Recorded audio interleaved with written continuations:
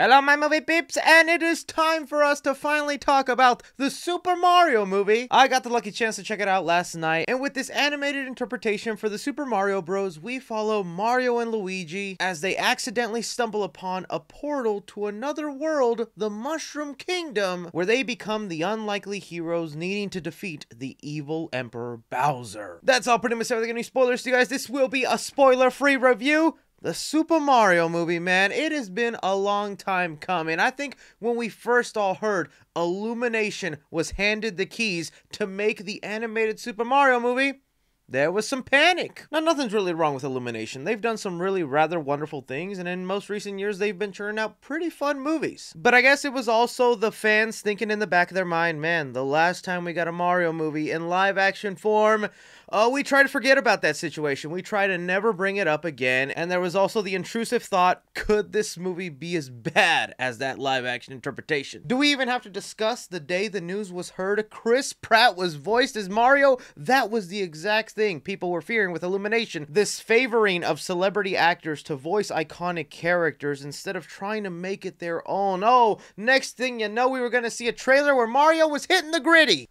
This is one way to hit the gritty.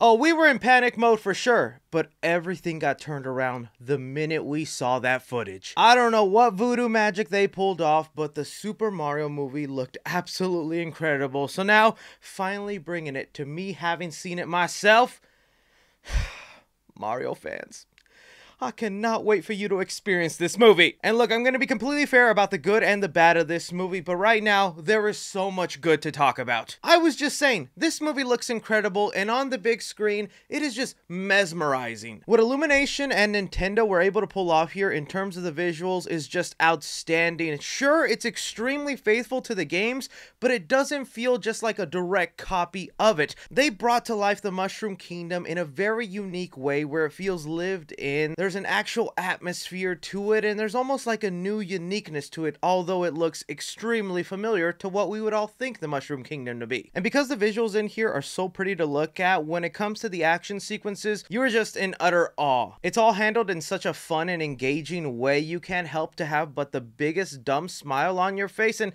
I think that's what it'll be like for most Nintendo and Mario fans.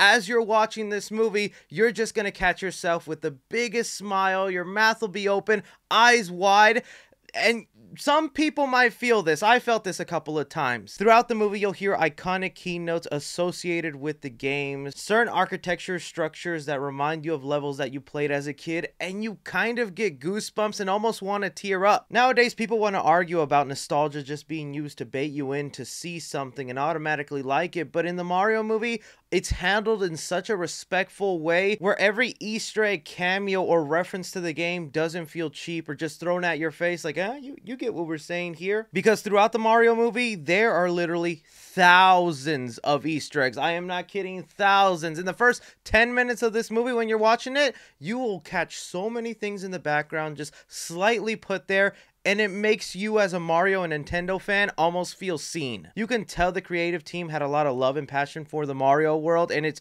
definitely shown in the product. Touching upon some of the voice acting in here, because that's a lot of where my skepticism was coming into, is like, can Chris Pratt really capture Mario? Is that something I'm just gonna have to deal with and be like, dude, you just sound like Chris Pratt with a tiny bit of a Brooklyn accent? And I'm not joking or exaggerating, Chris Pratt wasn't just passable, he was actually great as Mario. Within like 1 minute of him speaking as Mario and acting in character, I wasn't thinking about Chris Pratt. I was thinking, that's Mario. I might have been a little too harsh on Chrissy Pratt because he does enough in there to make the voice his own. Charlie Day, to me, I thought also did a fantastic job as Luigi. Anna Taylor-Joy as Peach as well. Big standout Toad, Keegan-Michael Key. But probably the one that did the best job of them all is Jack Black as Bowser. The boy had a lot of fun with the role. It wasn't just him being loud, grungy, and sounding evil. Bowser's got a musical sequence in here and too. Nothing that'll take away from the movie. They're very short, but I will say that song is catchy, man. People are gonna be singing it after this movie. The other thing I found myself really loving about the Super Mario movie is the way they were tackling the world building. Because they have had decades upon decades of different Mario games where they can pick and choose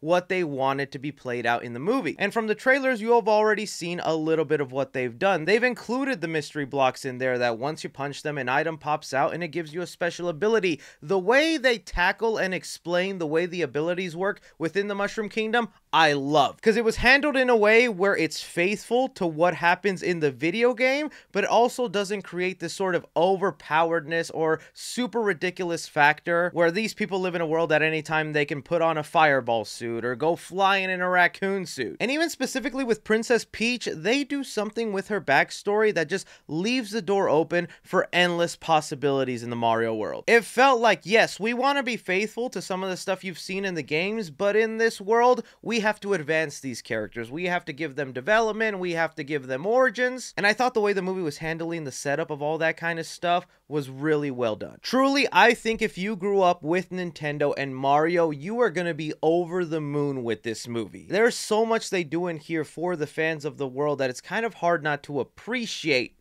With that said, let's move over to some things I was mixed or negative about. Before I even go into talking about this stuff, I do want to mention, after having seen the movie and the way it left me so happy, giddy, joyful inside, I was surprised to see some people being kind of harsh with this movie. Even in my own theater, as I was walking out and hearing some of the press conversations of older people, I was hearing things like, oh, it was a little too goofy for me. It felt like one big music video. Someone else saying, yeah, this is definitely a kid movie, like that's a really bad thing. And I feel like you just have to be a real grouch inside to be upset with this movie. Because yes, I'll admit, there are some things about this movie where you're like, that could have been handled better. Starting off with the pacing of this movie. And this is something I'm mixed on because the pacing of this film just moves super duper fast, like at a whiplash pace. There is not a dull moment in the Super Mario movie. It feels like it was made for people with a short attention span because they are constantly moving the plot forward and then it just ends. It's only an hour 30 minutes long, but to some people it's gonna feel like an hour. And when you have such a fast pace like this, sometimes you don't get to digest a lot of things going on. Like, as soon as Mario enters the Mushroom Kingdom, within like a minute to 30 seconds, he's already met Toad. He already knows he's got to go to Princess Peach. He knows who Bowser is and that he's got to save his brother. Like, such a quick dump of an information, and Mario's like,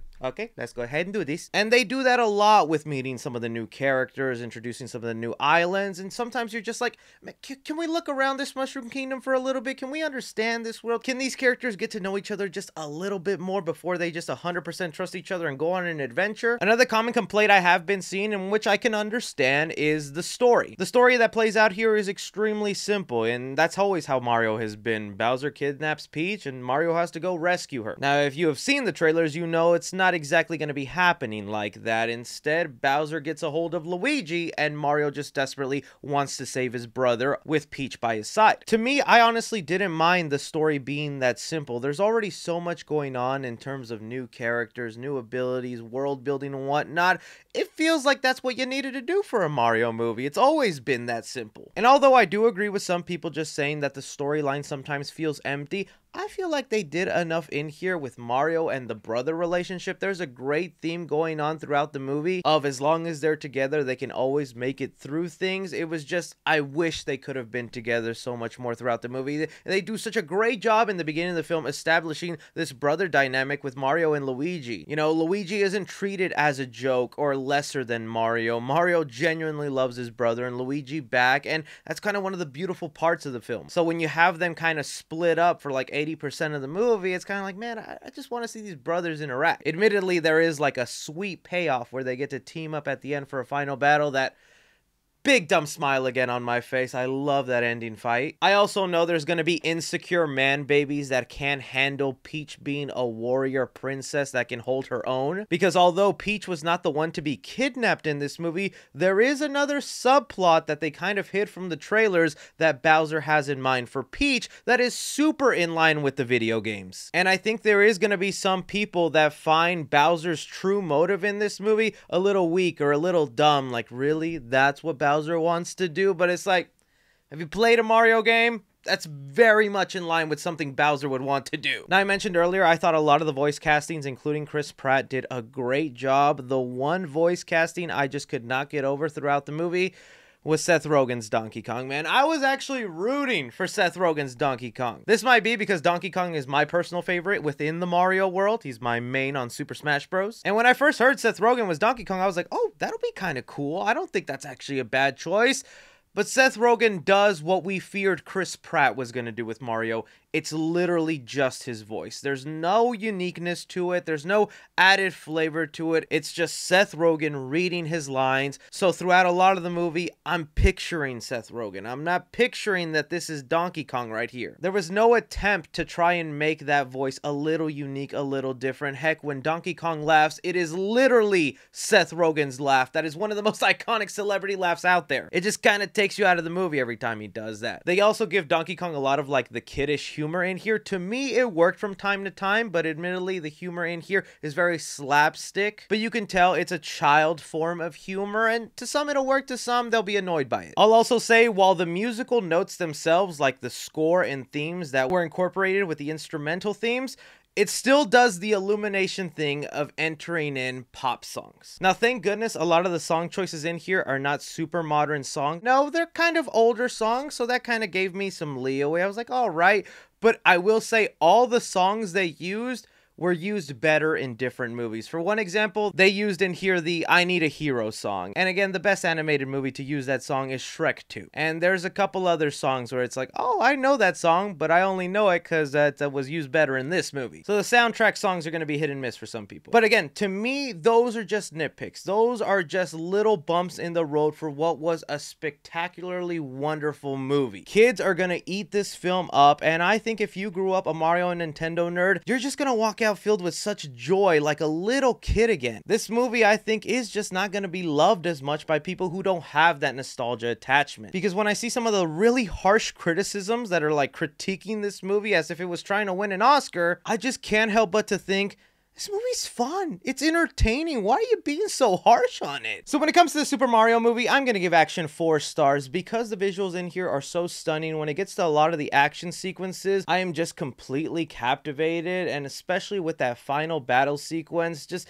the mixture of nostalgia, the story, everything going on. It was just so well done, the action. Comedy in the movie, I'm going to give it 2.5 stars. I would love to say I laughed a lot throughout the movie, but it was a lower form of comedy. Some of it will definitely get you chuckling like me, but not every joke is going to land. Drama in the movie, I'm also going to give it 2.5 stars. It is an extremely simple story. So simple that it might leave you empty and wanting more, but I think the entertainment factor for the movie makes up for it. Horror in the movie, I'll give 0.5 star too. Really, the only scary thing in here is that dang Luma star that just talks about death and suspense. The movie, I'll give it 2 stars. It's a family-friendly movie. It's very predictable to where things will end up. You're not really super fearful for anyone's life because, you know, they're not going to do that in a Mario movie. Casual fans to the world, I'm going to give it an A+. It's just so entertaining, heartwarming, and fun. Cinephiles, I'm going to give it a B+, and critically, I'm going to give it a B-.